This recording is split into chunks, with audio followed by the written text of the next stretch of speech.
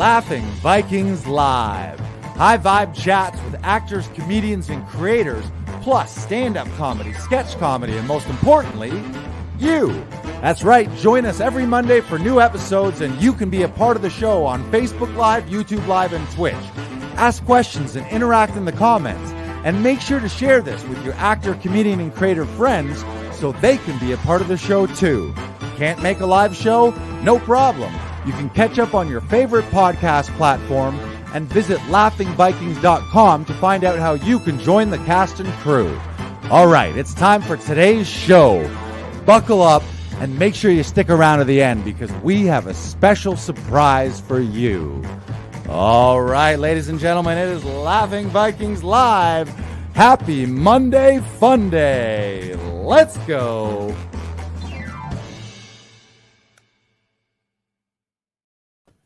Oh, well, hello there, viewers and listeners. Episode 62. 62, as they say in Francais. Is that right? 60? 60? Yeah, no, sure. It's not. Yeah. 60? No, it is. It is. Is that right? No, it's not. 60? 62?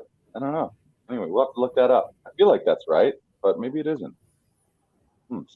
Yeah, 50, 60. Yeah, we're going to say 62. We got it. All right. We'll edit all of this if it's not the case because it'd be a weird episode. But this is episode 62 for all of you English viewers and listeners. And if you don't speak French and you don't speak English, I'm sorry because I don't know the numbers in any other languages. So you're just going to have to figure it out and just look at the actual numerals instead of listening to our words. Welcome. How are you, BK Broiler? I am doing well, Lars. I have been as busy as a bee, but I am feeling good. Busy as a bee, huh? Busy as a bee. You've been out pollinating flowers and turning that nectar into honey. Is that what you've been doing? I'm even turning water into wine now. Wow. It's a lucrative business, actually. No one does it anymore. Wow. BK Broiler, the son of the son of wine racks everywhere. Oh, I see that way. Oh, I thought you were comparing yourself to Jesus. I'm just a frequenter at wine rack now. Really? Good deals. Shout out to Wine Rack. Shout out to Wine Rack. Thank you for being open till 11 p.m. We appreciate it. That's the main thing. They're open late and they have some cheap wines. I haven't been to a wine rack in a long time. I don't think I've been in a wine rack since pre-pandemic. Oh, really? Yeah, there's one right down the road from Laughing Vikings. I know. I don't drink too much anymore. I don't like hangovers, mainly. That's fair. Mainly that's it. That's I fair. don't like hangovers. Hey, they're not fun. Sugar-filled wine from Wine Rack gives you some of the worst hangovers. I just like that it makes me feel like I'm back in like nights and night times, you know? Right. Yeah. So you're like, medieval alcohol. times. I thought you just meant night as in night and day. No, like night, like medieval. That's because you drink your wine out of goblets? Is that why? Yeah. Or very nice mugs, like right. Brandon drinks his wine out of goblets, and he's always eating turkey legs and being fed grapes just to feel like the good old medieval times. I don't think anyone would say, medieval times. Those were the good old days. Oh, those are the days. So much cholera and destruction and violence. They put leeches on everything. You had a problem, you went to the doctor, he would just drill a hole through your skull and everything would be fine. Yep. The good old days. You know what you should do? Put a leech on it. See what happens. It'd be like, I don't have an answer for you, but I think this leech right here, I think he'll be able to figure it out. So yeah, they'll figure it out. Let's put like 5 or 10 on you. Yeah, go swim in this swamp. There's a little swamp. There's a bog down the way. Go take a dip in the bog for a couple hours. Let some of these creatures attach to you, and maybe they'll suck some of the sickness out of you. That's all I got. Yeah. That's all I got. It's that or this ball peen hammer to the skull. One of two things. That's what I love about these episodes, and listeners, I'm sure you're with me, but if you've listened to a bunch of these, the episodes are always great, but the beginning is always very, very random. Sometimes we're talking about zombie vampires. Sometimes we're talking about leeches.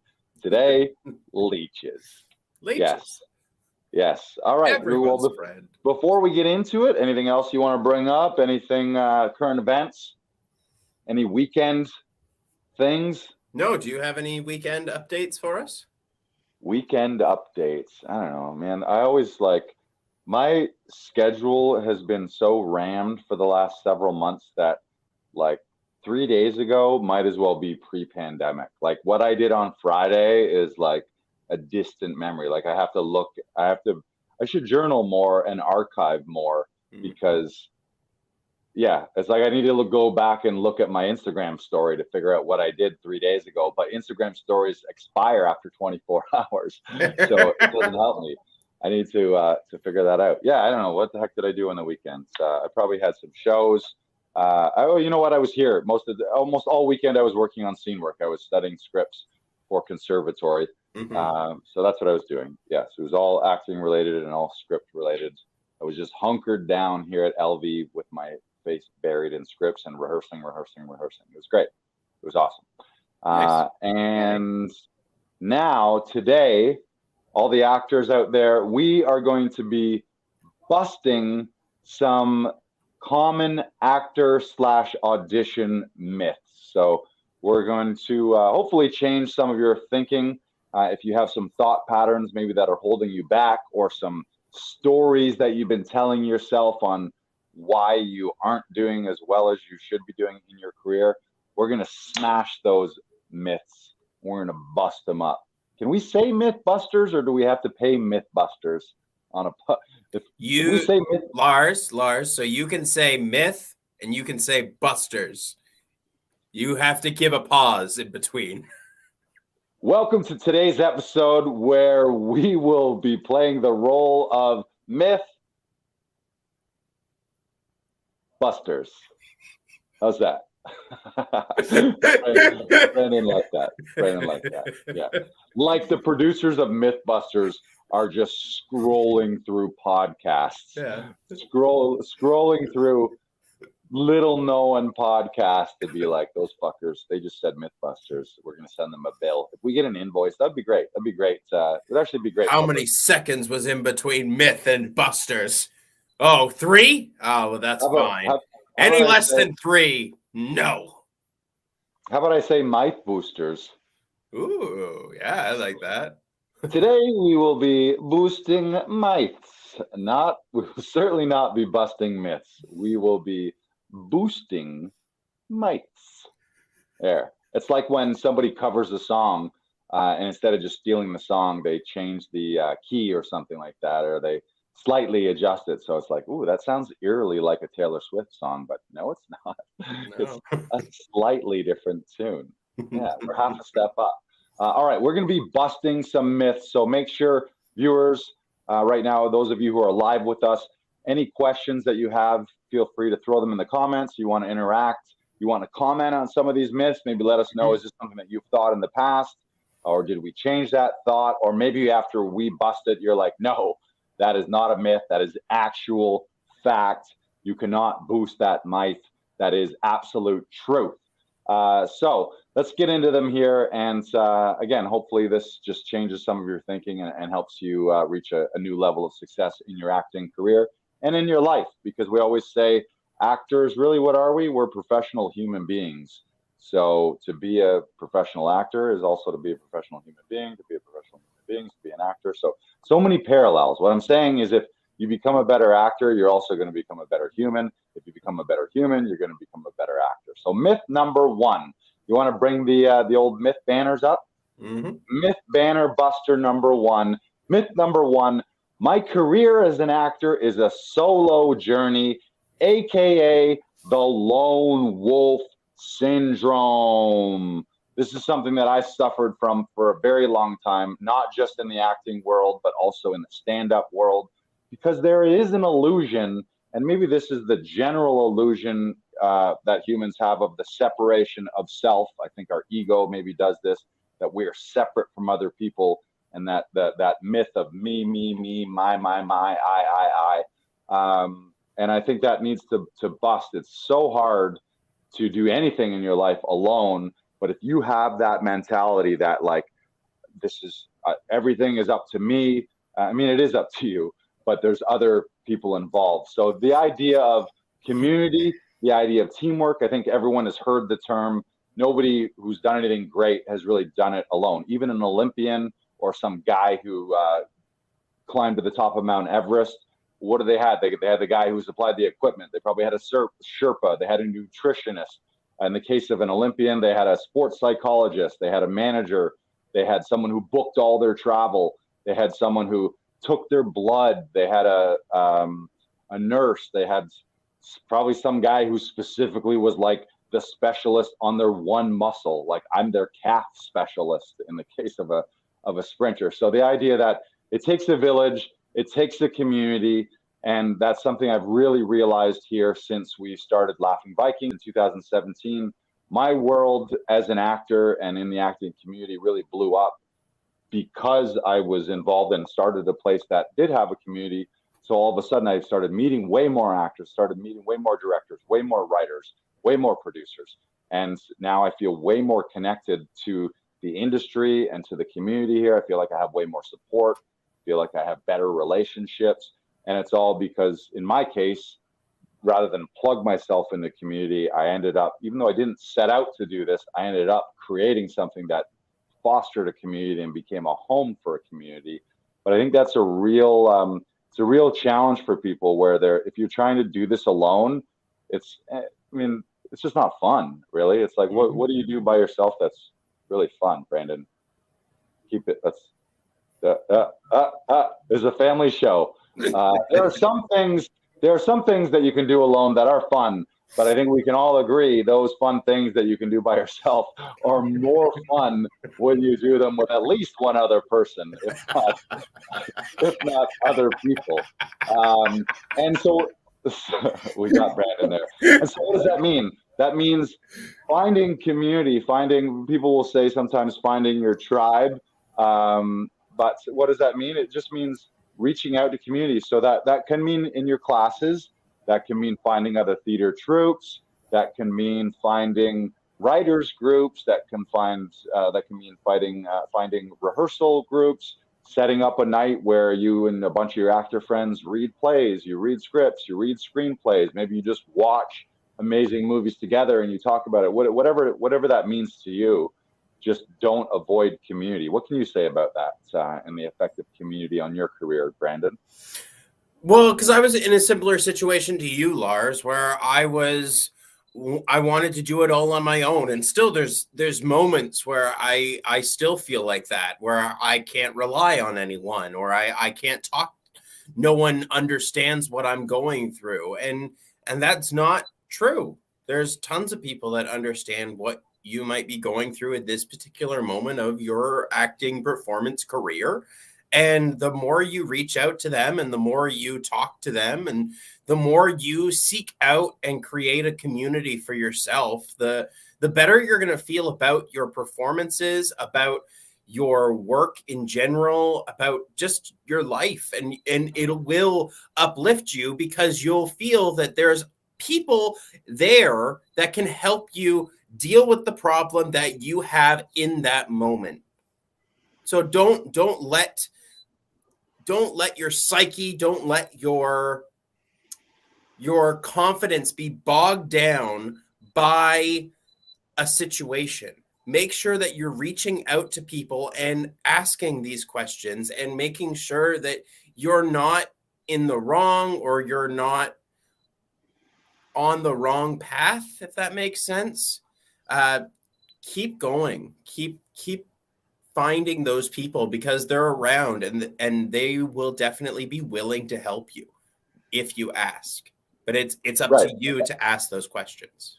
Now, you did say something there, be around the right people, because sometimes people are like, oh, I found a community. And what you have is you found a community that meets for late night drinks. you get shit-faced drunk, and while you're doing it, you complain about the industry, and you're cynic, and you're sarcastic, and you're bemoaning everything and talking about how you're so hard done by, and none of that helps. So be very, very careful around the who you choose to be around. I've heard the term, like, you want to soar with the eagles, don't flock with the turkeys or the chickens, or you want to soar with the eagles, don't scratch with the chickens.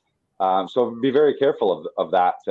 And I think that relates to the 4 agreements as well, the book by Don Miguel Ruiz, which is be impeccable with your word. Don't take things personally. Don't make assumptions, and always do your best. Right. And so what does that mean? If you believe in those things, then be around people who are like that. If you're around someone who's always shit talking someone, then you're like, well, what is this helping? This is not helping. You're just shit talking the industry. You're shit talking casting. You're shit talking agents. You're shit talking writers. And you're putting everyone else down, thinking that somehow is going to elevate you, but that's not really how it works. And what I love about everything we've said already on community is, like what you said about community. It's like mental health. We could just be talking about mental health here as a human being. Like, gather some key people in your life, create a community, create a team. And I love how so much in acting really just also relates to life. Success in life is going to make you a better actor. Success in acting is going to make you a better human in life. There's just so many parallels. It's ridiculous. But find the right crew. And relating to that too is if you're around, clock the fact, if you're around people that are always shit talking, and it's so fucking easy. It's so easy to fall into the avenue. And we do it. So, like, people do it.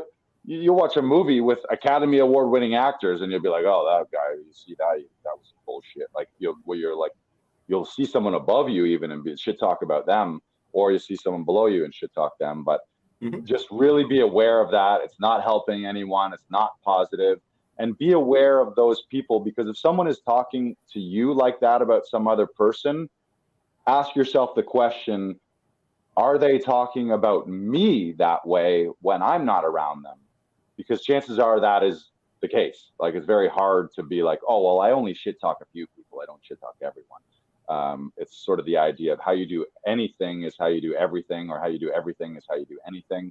So be really aware of that. And it's teamwork. See yourself as an Olympian. If you want to get to that Olympic level, what is that going to mean? That's going to mean an agent. That's going to mean a manager. That's going to mean a good headshot photographer. It's going to mean an acting coach. It's going to mean a system to get your self-tape auditions done, whether it's a buddy or a place like Laughing Vikings. That might mean a personal trainer. That might mean a nutritionist. That might mean a psychologist. That might mean a therapist.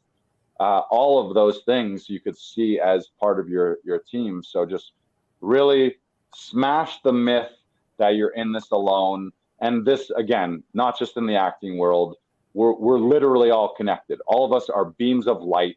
We're all connected. We all affect each other. And I would expand that from humans to animals to plants. It's very easy if you zoom out on the earth and you look at the earth as this ball, this little sphere. Like, if you look at a picture from space of the earth and don't realize, hey, we're all in this together, then I don't know what you're looking at, because we're literally all in this together. So just remember that you're not alone. You're not a lone wolf. Fuck lone wolves. Although they seem so cool, right? The lone wolf. Oh, look at the lone wolf. It's like, no, it's but like there's what I find is such a great thing, especially in shows that show the lone wolf, is by the end of the show, most of the time, those lone wolves have become a significant part of the team. Right. Or they're dead. Or they're dead. You know, it's like they either realize, like, oh, yeah, he never found his people. He never found his community, and he just went down the wrong path. Or at the end, they brought it together, and that's probably a good metaphor for acting, really. Like, you need to find a community of the right people that are pushing you in the right direction, or you're probably going to peter out, because, like, you aren't going to have that support, that system of people that know that you're doing really well. It's like what Carolyn said last week. She likes having her clients like submit her tape, their tapes to her so that she can see it. She can see how they're progressing, and she can be like, okay, so I've really liked the last couple takes that you guys have done, like that you have created for us. Like, yet, no, you're not booking right now, but you're on the right track and you're creating a relationship with people Right. that you don't even know yet. Right. Yeah. Yeah. Often what a community does or a team does, it creates feedback loops that are valuable and useful to you. Whereas a lot of the times our own thoughts and our own feedback betray us. Either in a way where we're shit talking ourselves or downplaying everything. We're not really realizing our own greatness, or the opposite, where we're thinking we're so amazing and really what we're not doing is like we're missing things and not realizing our own fallacies or our own holes in our training or whatever it may be. So it's like getting some fact checkers in your life, but people who you trust and believe in. And I've also, the thing that springs to mind is someone who's more successful than you or has done more. I mean, again, I'll put success in quotation marks, but typically someone who's achieved a lot in their life will not shit talk you and your dreams because they don't have time for that. So that's another good way to recognize things. It's like, really be aware of where your feedback is coming from. And if it's coming from a random friend or sometimes a family member, it's like they might mean well, but maybe they're just giving you terrible advice. So all of this comes to like, what is acting all about? Well, it's human relationships playing out on stage or on screen. Yeah, there's monologues and soliloquies and one-man shows and one-woman shows, but the joy in acting is ensemble work and being in a cast and having those rap parties and having those rehearsal parties and being like going through this long journey with a group of other people where at the end you're like, holy fuck, what a ride that was. And then you miss them when the show wraps or I mean, sometimes everyone has done a show before where you're like, holy shit, I miss all those people. And now I'm like, now I'm depressed because all those people are gone and it's over. Show blues. It's everybody second differently. thing. Yeah. And the second thing is if you are in a community and you do have that teamwork and you're not one of those solo people, really foster those relationships, don't take them for granted, invest in those relationships, put in time and energy and care to those relationships so that then those relationships and communities grow rather than being like maybe you join something and then it just kind of becomes stagnant because you weren't working on the relationship or you weren't communicating about what you wanted or where you wanted the community or relationship to go. Mm-hmm. All right. Myth number 1 boosted. We're moving on to myth number 2. Myth number 2, my training as an actor has a completion date. This is kind of like the Luke Skywalker Yoda fallacy here. We're thinking like, oh, well, I'm trained. I got my training and now I'm ready to be an actor. And that's the end of it. So the idea of just like in life, your growth, your training, your learning, it never ends. One of the saddest things in the world is to see someone who finished high school or university and then the person that they were at 20 years old is the person they are for their entire life because they never read another book. They never took another course. They never enrolled in anything. They never did anything to grow and expand as a human being. And as an actor, especially, I'll say this to especially young people. I'm old and I came from this in a like not a midlife crisis, but like a third life crisis. I didn't get into any of this stuff till I was 30, but I know that there are actors out there who straight out like they did the high school musical thing, then they went to theater school or film school or musical theater school, and then they came out and they were like, okay, I'm armed and dangerous. I'm ready. I learned everything I need to know. Now my job is to be an actor in the world. Well, that's great, but you're going to have to continue to learn, continue to grow. So whatever that means to you, that probably taking an ongoing acting class or workshop always. That means voice and speech work. That means dialect work, accents, special skills, like the value of going out and learning how to ride horses or learning swordsmanship or how to handle firearms or learning stunt stuff. all of that is going to be amazing for you, and it's going to allow you to grow. And again, we've talked about growth. It's one of the things that's going to also make you feel happy and feel fulfilled, because at the end of every day or end of a week or month or over the course of a few years, you're going to look back and be like, holy shit, I'm pretty much a completely different person. Maybe the core of you is the same, but who you are is going to be inherently different with ongoing training. Or you become obsolete. Like most, I mean, acting is a little different, but most careers, if you took what you learned in university or college as that's your training and you're never going to learn anything, like I think the half-life of a university degree is like 4 years or less, or 2 years, like meaning if you do a 4-year degree in anything, 2 years later, 50% of everything you learned is obsolete, especially with the advancement in technology. And that's very the spot where that applies in acting may be in the Zoom world and the self-tape world. Maybe you're a brilliant actor, but if you never figured out laptops and Wi-Fi and Zoom, you're fucked right now. Because how are you auditioning? What is your life right now as an actor if you don't know how to set up Zoom to do a Zoom callback? You don't know how to record and or edit, or at the very least, you don't have a place like wink, wink, laughing Vikings to come and get some help with that. If you haven't grown, and I think of older people who have resisted, like just think about maybe your grandparents or an aunt or an uncle who they resisted the internet. Oh, the internet is just a fad. They didn't get an email address, and then their business, they didn't get a website, and they didn't get social media.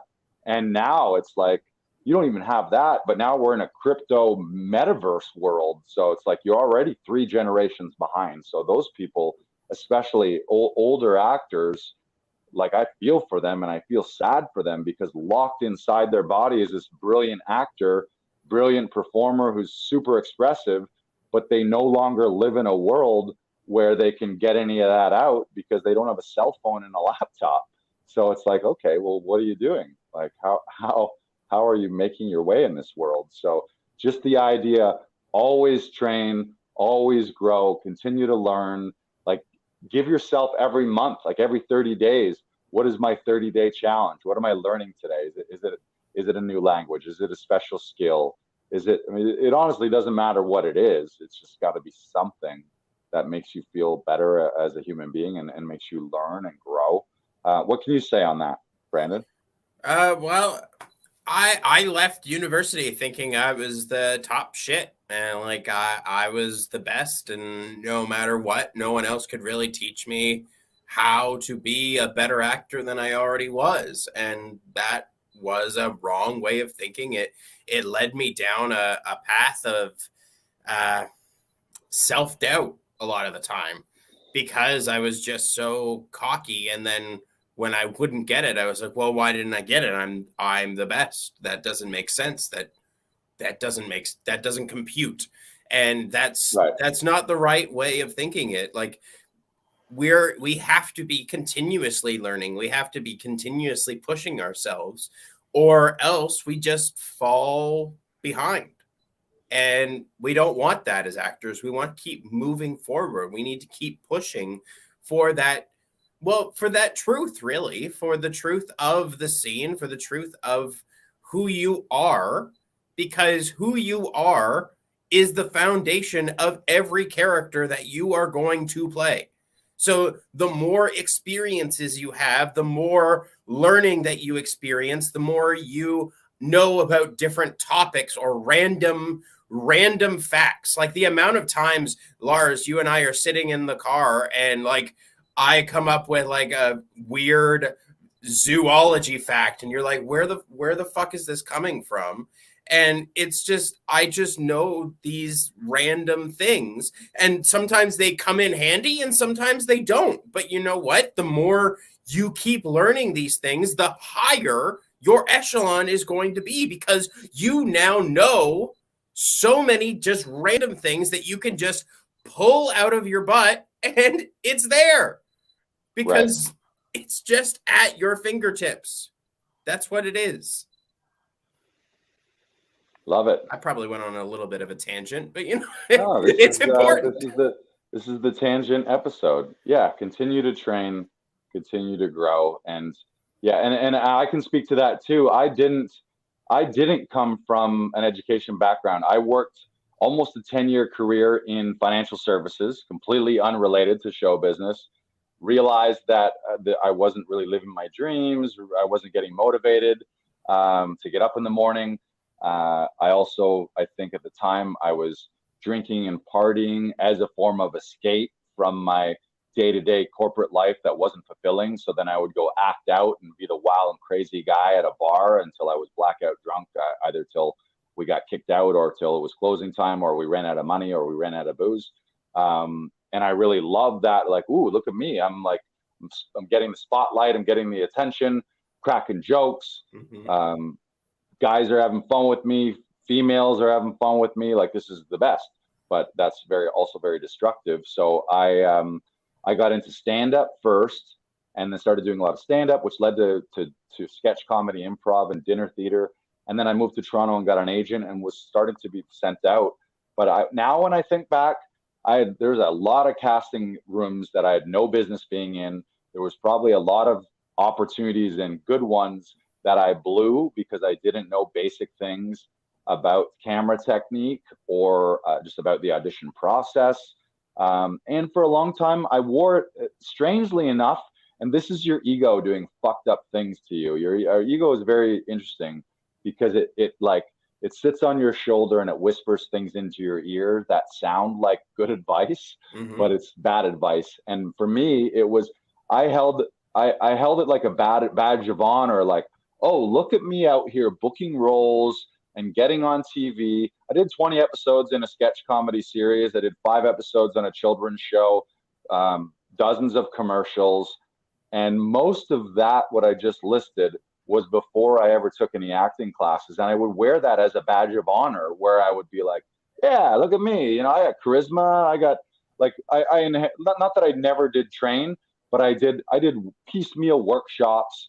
I did a day here, a day there. I did lots of reading, and I would read articles, and I would watch interviews with actors, and I would do as much as you could do on your own.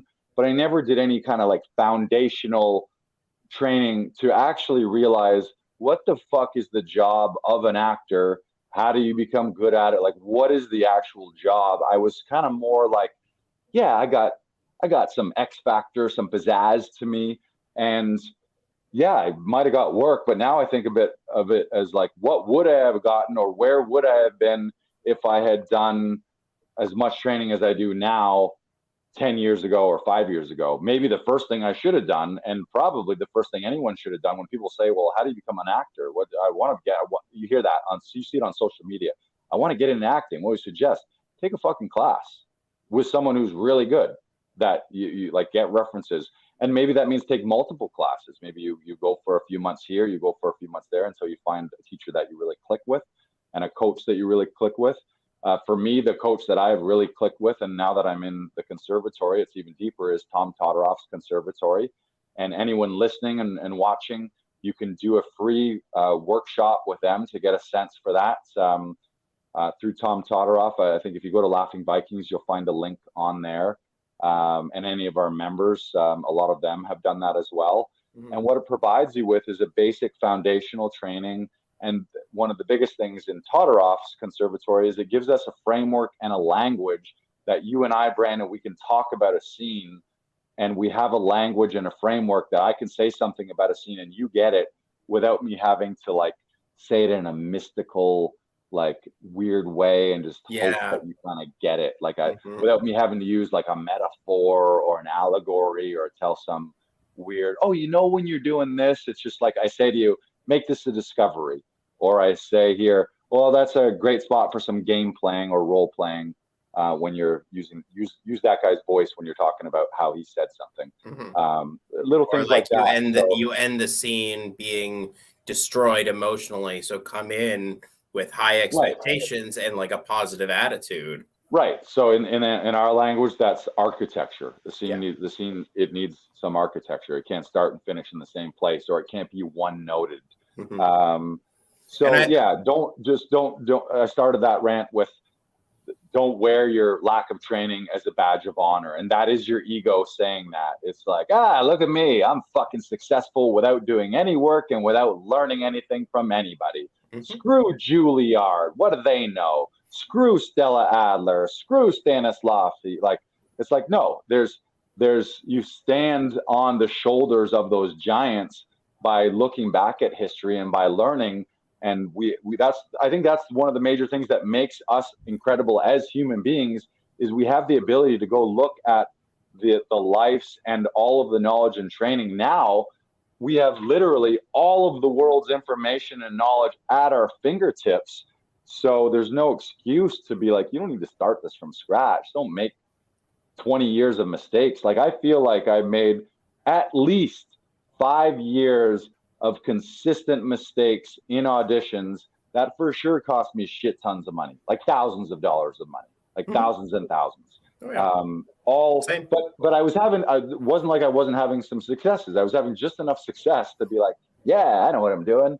And now I think back and be like, holy fuck, like 5 years. I almost want to apologize to my agent because there would be auditions, and it wasn't like I wasn't auditioning regularly. I auditioned like, I would say a week where I don't have an audition is the rarity, and typically it's a couple auditions a week. And back in the heyday, pre-pandemic, it was probably like 3 to 4 to 5 auditions a week, and that's if you add in commercial stuff as well. And a lot of them, I mean, you're going to get some by the numbers. It is a numbers game, so you do enough, you're going to land one. You're going to fit in the right spot. They're going to like what you do. But man, if you train hard and learn and grow, it's just going to make a huge difference to you. And I'm almost 44 years old, and I went back to school to a conservatory that has 20-year-olds in it. And acting conservatory is a little different because you get people from all walks of life. So we have people between age 20 and probably age 60. But I wasn't like bashful about that. I was like, you know what, if I'm going to go at this and I want to be at a top tier level, I want to train like the top people train.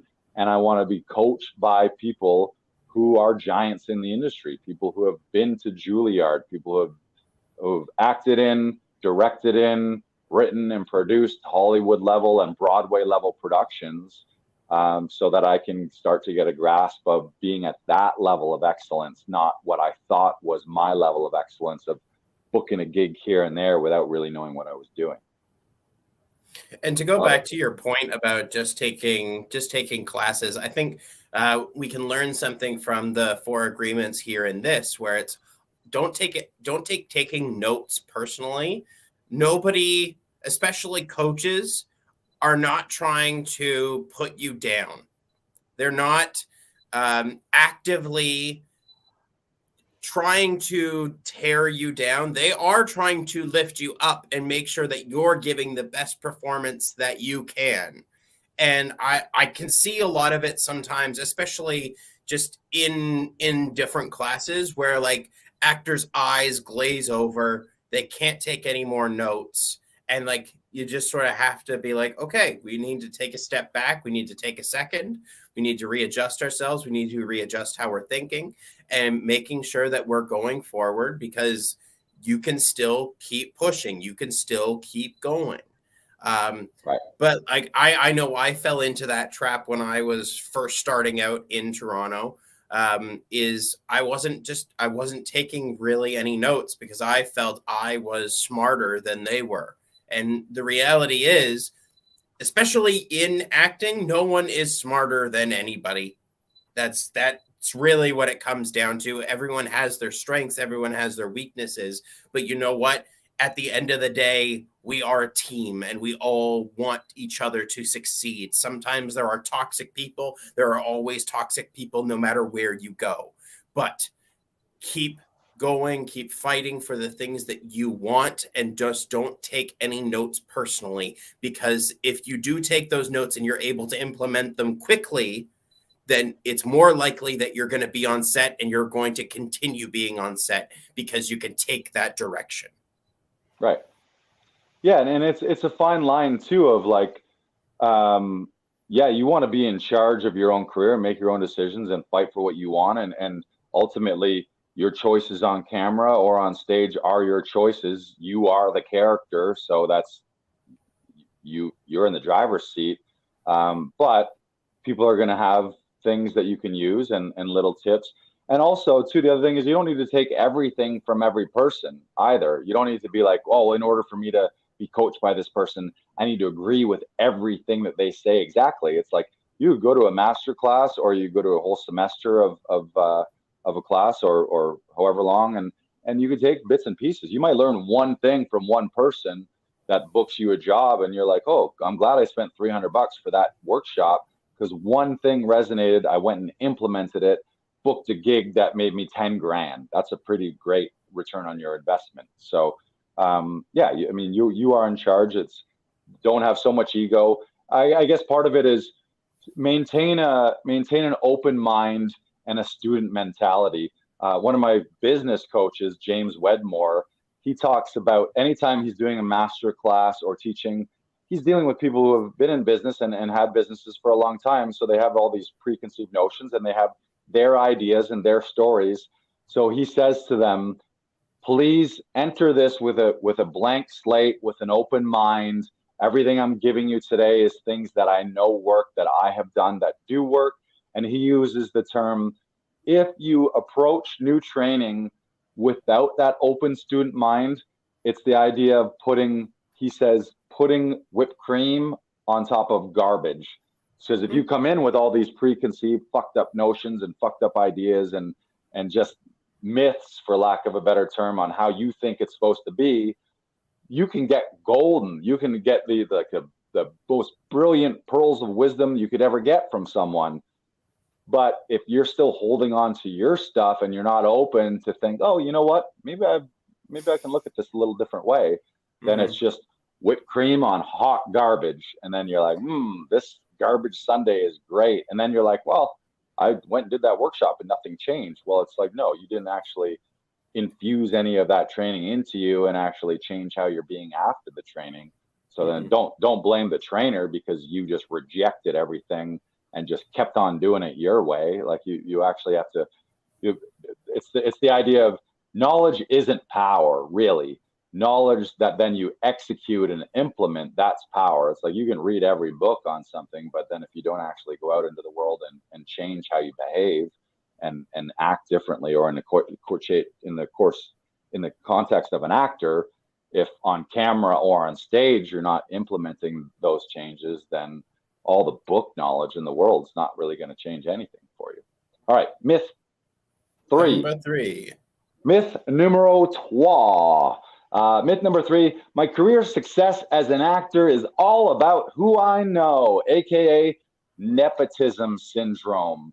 One of the things that one of our coaches, Tom, says is every business everywhere is what you know, not who you know.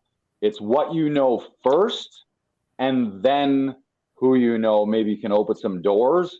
But in the case of an actor, if you know, yeah, okay, you can know someone, maybe your uncle's a producer or you get in with a writer or a director. But if your craft and your chops aren't there, you're quickly going to be exposed and you're just going to end up burning that bridge where it's like, yeah, you got a gift of an opportunity dropped on your doorstep in the form of this personal relationship. But then when the time came and they shone the light on you and gave you the break and gave you the opportunity, you shit the bed because you didn't know what you were doing, then you might as well have not known. It was actually worse. And sometimes that comes in with casting directors. You see casting director too early before you know what you're doing, is you can never get back first impression. So all of a sudden you do this audition for this big casting director, you're like, oh, if I could just get in the door. Well, be very careful what you wish for, because some doors you want to make sure you're ready to walk through that door and be in that room before you get there. So just the idea is, and also the corollary to this idea is, no one's coming for you. There's nobody waiting around like, oh, who can I find in a coffee shop? That myth of being discovered in a coffee shop isn't really even a thing. Like, maybe there's a little bit of that on social media, like, oh, fuck, she's got 1 million followers on Instagram, so maybe we cash in on that.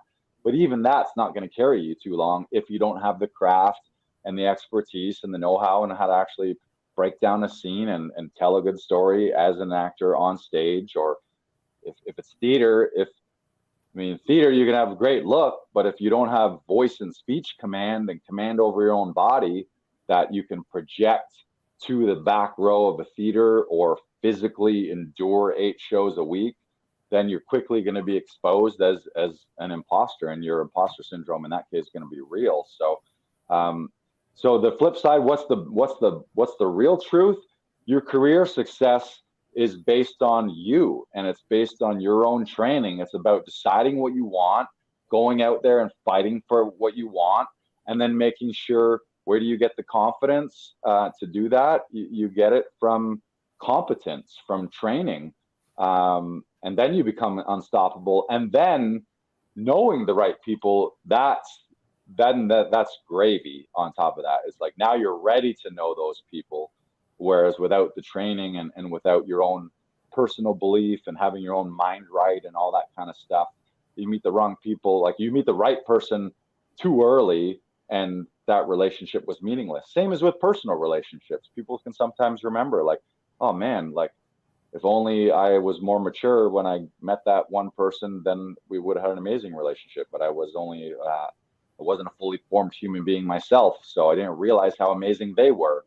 Mm-hmm. And it didn't work out. Like, again, the parallels between acting and human life in general are amazing. So your career success is not about who you know. So stop thinking it's like, oh, if only they would just give me a chance, or if only they would see me, or if only I could find an agent. It's just like in life, you're in charge. You're in the driver's seat. You are the writer, director, and producer of your own life and your own career. And so you got to take charge and just refuse to believe that it's something external out there. Something external can come to you, and yeah, that's great. That's extra. That's bonus. But it's got to start with you. Yeah, this reminds me of I went to go see a talk with Sarah Kay of Kay and Lewis Casting, and I remember at the end, I went with a friend of mine, and we were standing off to the side talking as the line to Sarah Kay started forming, and I like to call this the thank you line, or you're the best line, because really it's actors getting maybe 30 seconds, maybe a minute to say, oh my God, thank you so much. I loved everything about your talk. You're amazing. Please hire me. And that's really the subject line of what that line is, or like doing that after a show.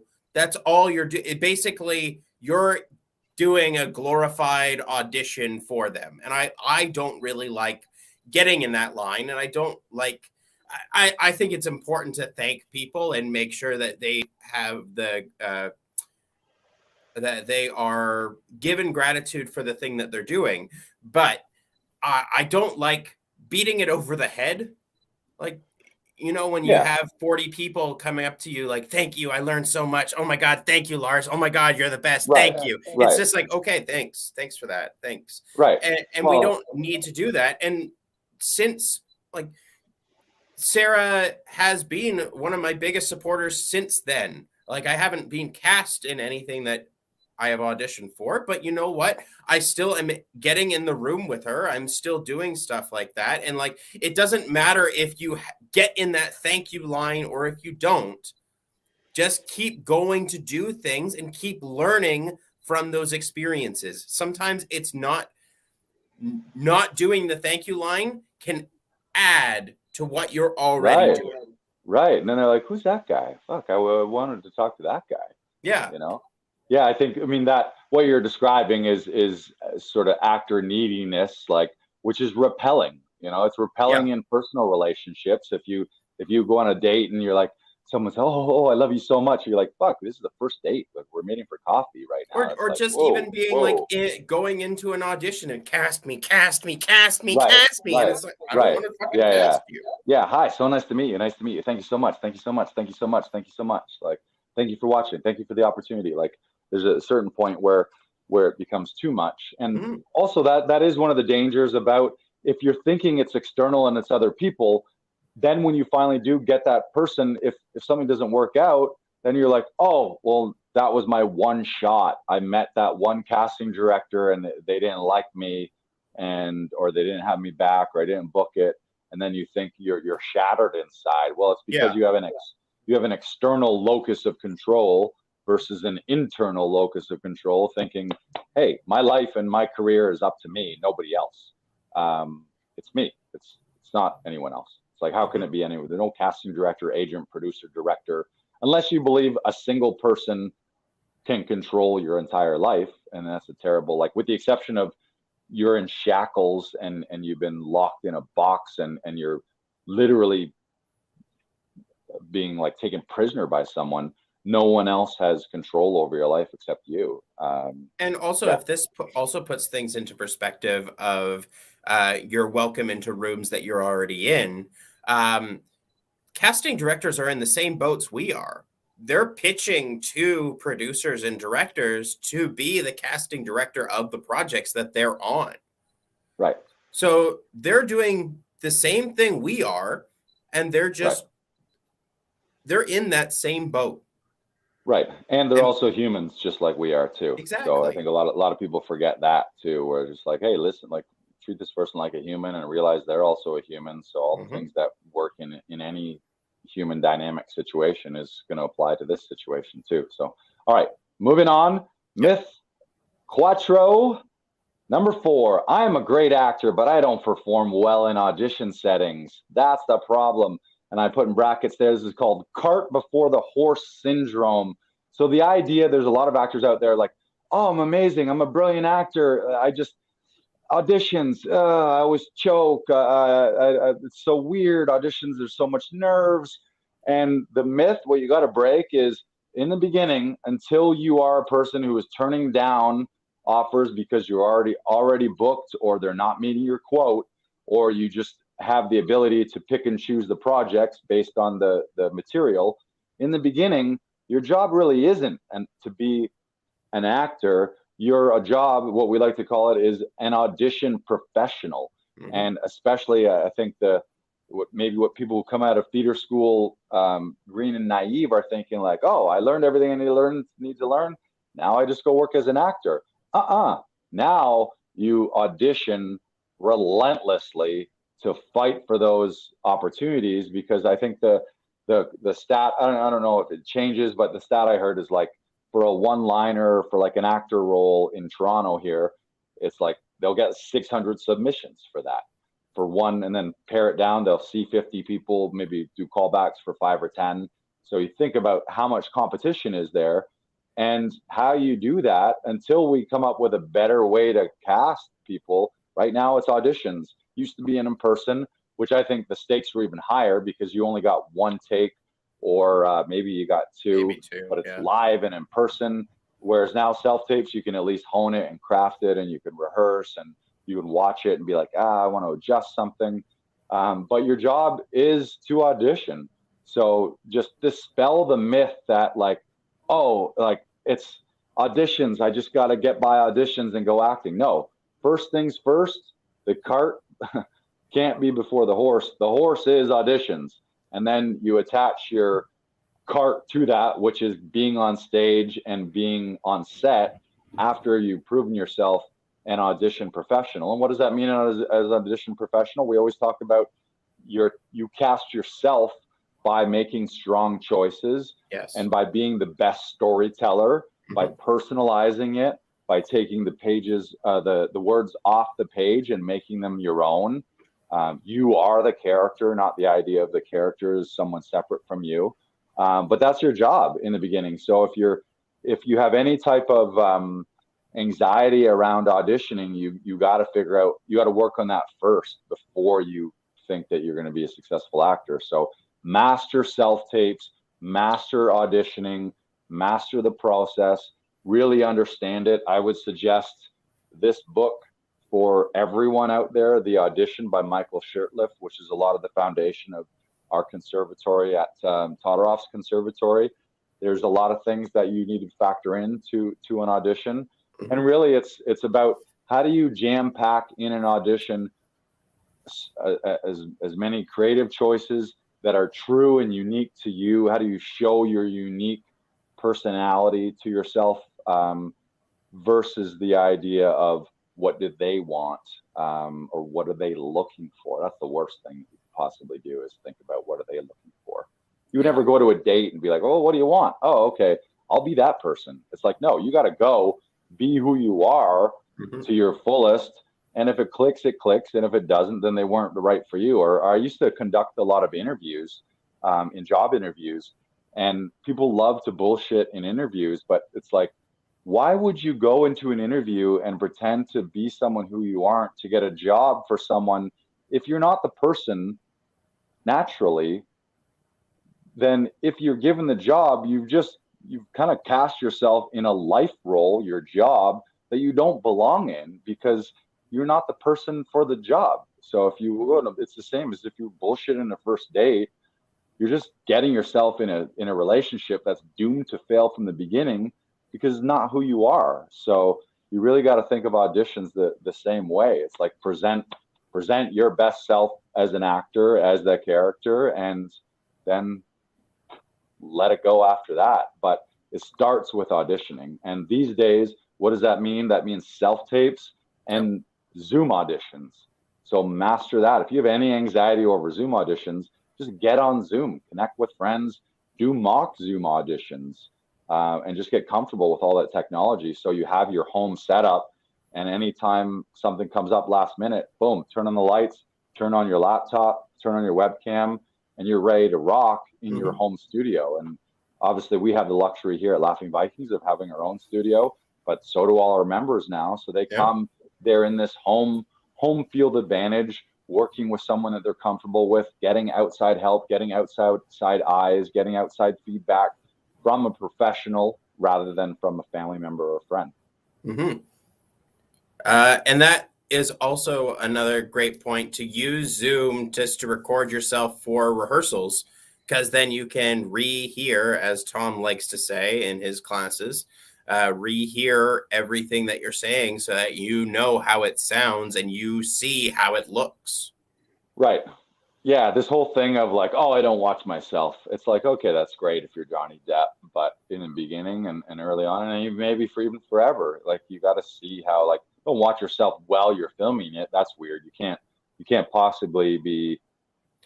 yourself on a monitor while you're acting and expect that to be natural, because in life we don't, unless you're acting in a scene where you're talking to yourself in the mirror, you're not seeing yourself, and you shouldn't, because you're gonna then the focus is going to be on yourself. You're going to be like, oh, when I do that, or when I smile, I smile weird when I smile or something. But we don't do that in life. You just got to act and express yourself, and you're acting to affect your scene partner and to change the molecules in the room and to get what you want. You're not acting to be like, oh, how do I look? Ooh, yeah, I look good. When I do this, I look really good. Like that's not what it's all about. All right, myth number 4. We busted it. Myth number 5. And by the way, any listeners, watchers, if you feel that we haven't busted this, and you're like, no, I'm a fucking great actor, I just don't do auditions, good luck to you. But obviously, let us know in the comments and let us know what you feel about this stuff. Move on. Number 5. Number 5. Number 5. I can't afford to invest in my career until I book more jobs. This is cart before the horse syndrome. Take 2. This idea, and I know it seems like, and this will strike a note for a lot of actors out there, especially the actors of the starving artist or the broke actor. Man, it just doesn't work that way. You don't expect fire and warmth from your furnace without putting oil or wood into it first. You stoke it with fuel, aka you invest fuel into it, and then you get results. So the people out there, it's like I'm now of an opinion, you should always be in some class. Always.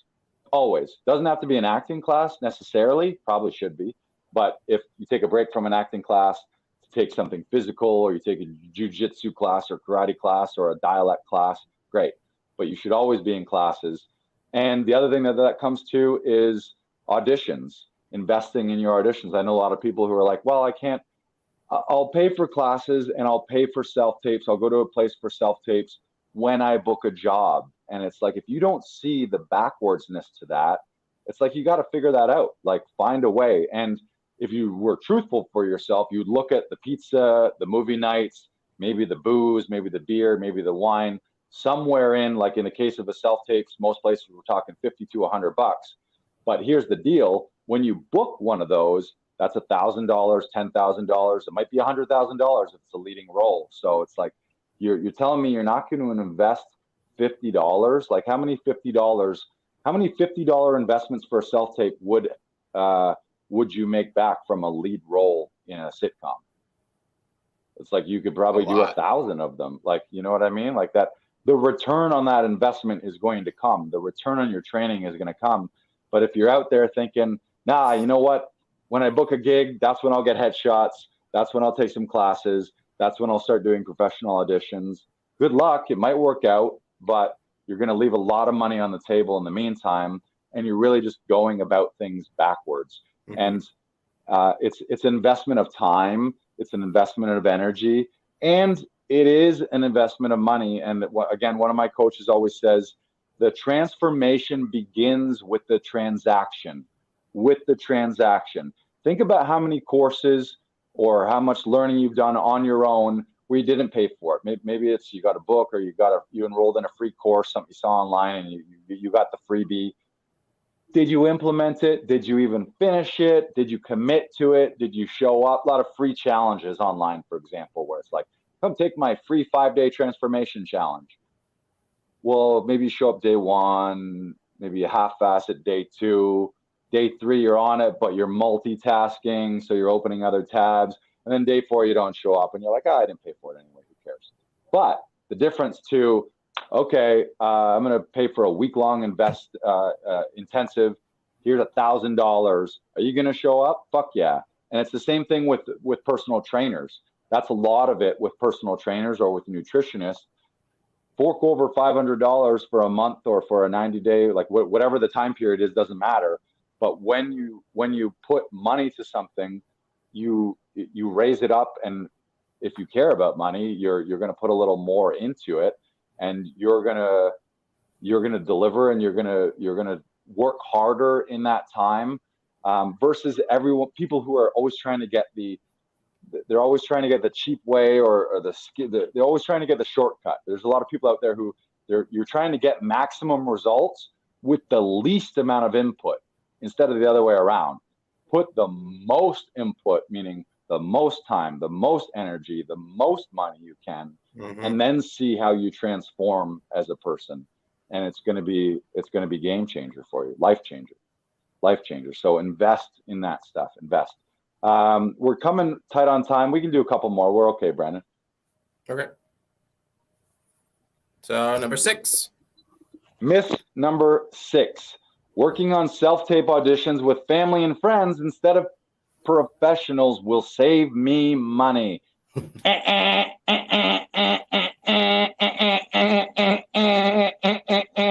that enough? One exception. If your family member or your friend works in TV and film, either as an actor or as a casting professional, great, perfect. Kudos to you. That's amazing. If you're working with family and friends instead of professionals to save money, you're not saving money. You're losing money because your auditions are not going to be at your best level. Why? They can't possibly be. How could they be? In any other industry, it would be crazy. If I was an architect and somebody gave me an opportunity to, like, here's the bid.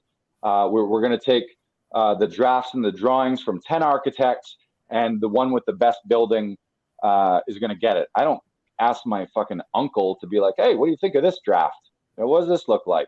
And he has no drafting or no architectural design experience. That would be insane.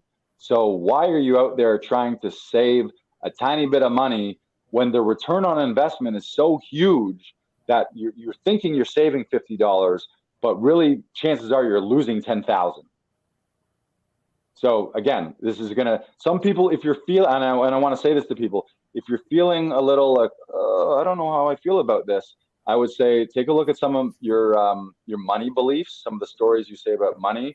take a look at your belief of scarcity versus an abundance mentality.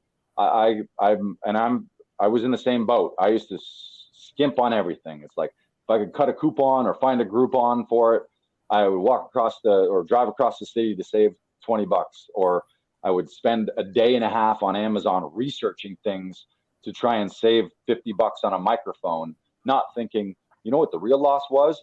The day you spent trying to save $50, because that means my entire day is only worth $50. It doesn't make any sense. So just work with professionals. Laughing Vikings, great. Come see us. We can help you. And you're getting an outside eye. You're getting professional advice. You're getting extra creative ideas. You're getting all the tech stuff taken care of for you. Your session directors are trained actors in the craft of acting, trained professionals in editing. And certainly it's also going to save you time. I know that a lot of people have nightmare stories where it's like, it took me 100 takes with my brother or my mother to do this because they couldn't say the lines as a reader, or they didn't know how to hold the camera and say the lines at the same time. Mm-hmm. And it can also just complicate your personal relationships too. I think there's a lot of like, your spouse maybe doesn't want to be the person that's helping you with your career. And maybe you don't want your spouse to be the one working with you. Hopefully they are supportive, mm-hmm. but if there's any animosity or any lack of support there, it's just not going to be a good situation where they're like, they're either rushing you. Oh, come on, can we just do this? Can we get this done? Like, oh, you want to submit your best work. So under the heading, always do your best. I'm going to go out there and say, maybe this is an unpopular opinion, you cannot be doing your best if you're working to do your auditions with someone who doesn't know what they're doing. How could you be? It would never work in any other profession. You would, if it's your gym member, you're like, I want to work in my body. I want to get in peak Olympic state. You'd be like, yeah, let's see what my next door neighbor's doing. Hey, you got an hour free to come over and train me? That's going to end up with an injury and probably a bunch of bad advice. Yep. So please, work with professionals. And myth number 7, audition success is about figuring out what they are looking for. There is no they. So just dispel that. There's no like mythical body of producers and directors looking down, deciding what they want. Most of the times they'll admit they don't really know what they want. Often casting and producers will say like, you know what, until you came and walked in the door, we had a totally different idea for this character, or we weren't sure. But man, when we saw it, boom, we knew it. And what it was is that person brought their authenticity. They brought their strong choices. Their talent was in their choices. They had strong craft. They had a strong understanding of story and storytelling. And so it's agonizing. We've all seen people come in here and they'll be, I don't know what they want. Like, I don't know what they're looking for. And also that just reeks of neediness in a live casting room. It's like, and a lot of people think this, and I thought this early on too, was like, well, I could say it this way or I could say it that way. How do you want me to say it? Just tell me how to say it and I'll say it how you want it. I can say things like this, or I can say things like this. Like thinking that is what acting is. But no, your talent cast you. You cast you by your strong choices. So, and it's like it's the 4 agreement of don't make assumptions. If you're thinking what do they want, you're somehow trying to like reverse engineer what they're looking for.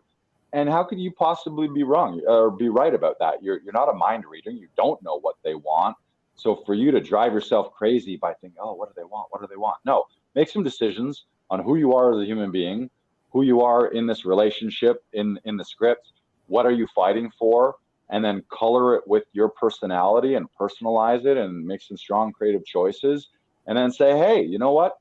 You cast me in this today. This is what I'm giving you.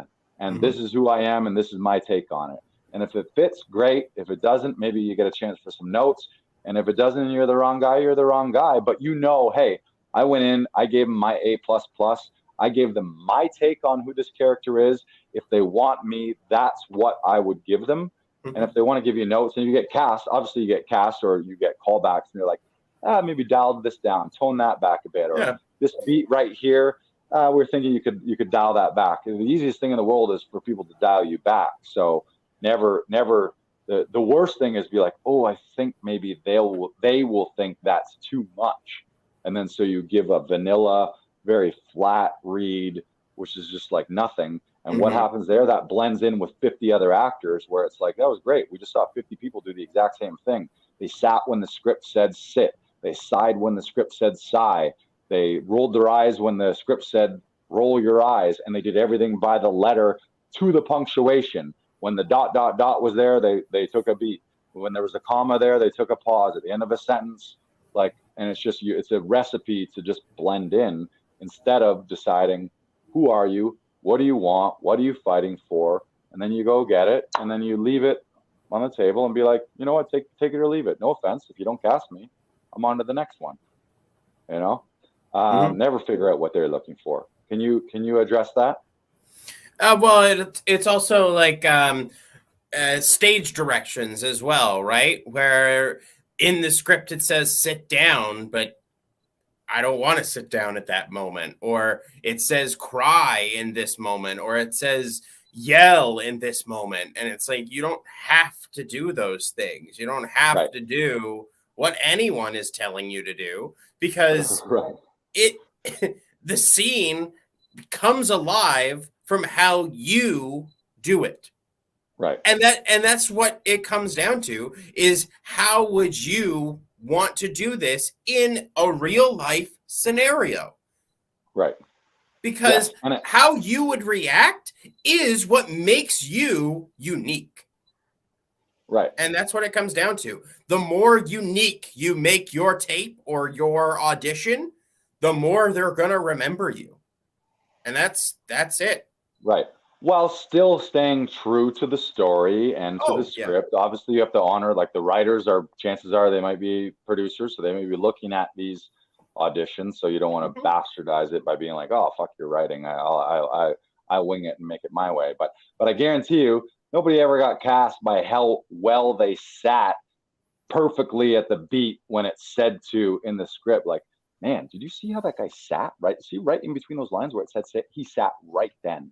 That was like, a good sit right there. No, that was a good sit. And yeah, and remember, if they're watching 50 of these or 100 of these, they're ahead of you. They've seen all these words. So if you kind of got to be doing some things that are like, not that you're surprising them for the sake of surprising them, but if they're seeing the same thing done at a slow pace where it's like you're not acting at a real speed of life, you're following punctuation, you're following every stage direction. Yeah. It's just like, oh, I'll just watch the same delivery. And it's like, yeah, you're a solid actor. You could read words and you could sit when we tell you to sit. Great. But that's not really what being a solid actor is. It's more than that. So it's not about what they are looking for. And that the challenge with that, again, love the parallels between life and acting.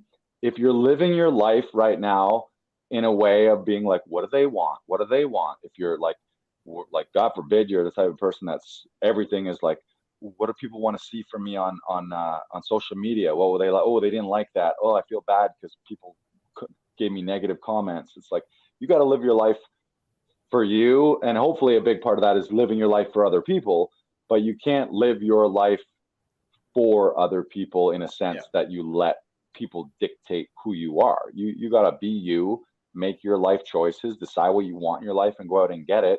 Same as you would in an acting scenario, in an audition scenario. Don't just try and center your whole life on placating your friends and your family and your parents and just doing what they want.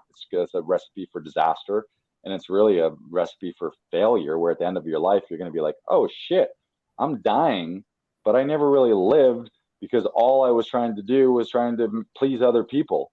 And I never made any choices about what I wanted to do. And oh shit, I wish I had a whole nother life. And I don't know if we have an afterlife. I don't know if we get reincarnated, but I do know that right now it seems like we only have this life. So if you're not maximizing it and making decisions and doing what you want, then you're leaving a lot on the table. So please do it for you. Do what makes you happy. All right. We done? Yes. Did we boost those mites? I think we boosted all those mites. And can you leave us with a quote to finish our day? I'm going to give him a shout out right now because I think he might be able to hear me in the hallway. We have an actor coming to the studio pre-pandemic. He was here all the time. One of my favorite people in the world, Jeremy Ferdman. I think might be out in the hallway. He might be hearing this right now. And if he isn't, then we'll slice this up into an Instagram reel and we'll slap it on social so they'll see that. And we're a few minutes over. He's got a 7 o'clock audition session, but we are ready to rock and we are ready for him in studio. But please leave us with a quote to inspire our week. So the quote this week comes from Zig Ziglar. People often say that motivation doesn't last. Well, neither does bathing. That's why we recommend it daily. I was watching a video the other day called the 2-minute rule, which is if you're going to do something, focus on the first 2 minutes of that thing. And the more like it's not about doing the actual thing or like say it's running. It's not about just going out and doing the run. It's focusing on, okay, so to get ready for the run, I tie my shoes on, I put them on, I leave the house and I lock the door. And if you do those 3 steps, most likely your foot is going to go in front of the other and then you're just going to keep running down the way. So focus on the first 2 minutes. Motivation doesn't come easy. That's why we just keep doing it daily. Keep finding things that inspire you. Go outside, go for a walk, go for a run. Go and do something that makes you happy, that makes you smile, and come back and do that thing. Do that thing that you have to do. Yeah, and if you get thrown off, you have a bad day or something in your life, you have some catastrophic thing, try not to stay in a state of suffering for too long and you just get back on the horse. It's like we're all humans, so we all make mistakes and nobody's living this perfect life where every moment of every day is just maximum efficiency and maximum growth and maximum everything. It's like, yeah, we all slip and fall. We all have down days, but it's like, how long do you stay there? And then you get up the next day and you know what? I shit the bed yesterday, but it's not bad. I'm a human being and that kind of stuff happens to humans, but today's the day. Like it's always now. It's always now. It's always now. Now. Yes. All right. Great episode. Loved it. Yeah. We boosted so many myths. Laughing Vikings listeners, make sure to comment, subscribe on all the podcast platforms. If you haven't hit us up on Instagram yet, find us at Laughing Vikings. And you can go to laughingvikings.com. You can get your first audition session free in studio or via Zoom. And those of you who want to become members, we're talking about community. We got an amazing community. I love the fact that we have a great community. We get to see so many amazing, talented people here through Actors Audition Club. You can go to laughingvikings.com/join, laughingvikings.com/join, and you can become a bona fide member. And I would suggest to do that now during December so that you can start 2022 a part of a community, a part of a group of television and film and theater professionals here so that you can take your career in 2022 to the next level, surrounded by a bunch of positive people who are working with you to help you succeed in all of your dreams. So we can help you do that here at Laughing Vikings. All right, great episode, Brendan, and we'll see everyone next week. Get out there and bust those myths, bust those stories, and don't let any of that bullshit in your head, and don't let your ego especially ruin all the blessings in your life, as Tom Todoroff would say. Goodbye, goodbye, goodbye. Goodbye, goodbye, goodbye.